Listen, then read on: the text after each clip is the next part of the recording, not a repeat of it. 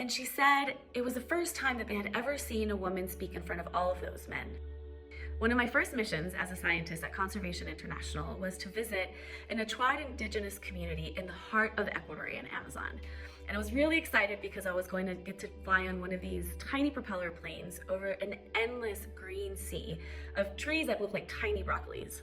And I was going to an assembly meeting to discuss community priorities for conservation in their territory.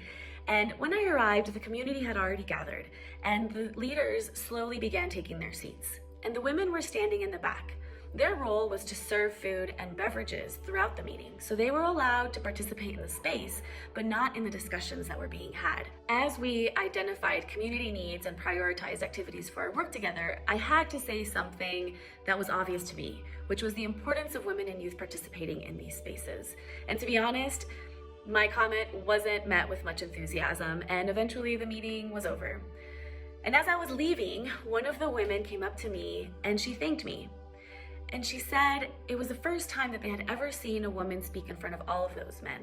And she said, "You've given us hope. You've given us hope that one day one of us can do the same." And flash forward to 2022, 7 years later, when I got the incredible news that Teresa became the first woman president of her community. And now more Achuar women are taking on formal leadership roles in their communities too.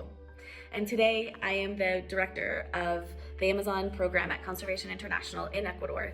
And I work alongside a team of brilliant and passionate women. And I'll always remember that day when I realized how powerful it really is to see someone who looks like you doing the impossible, and how it can inspire you to take that next step. And that's why I'm proud to celebrate this International Day of Women and Girls in Science. It's amazing how we can inspire and be inspired by other women.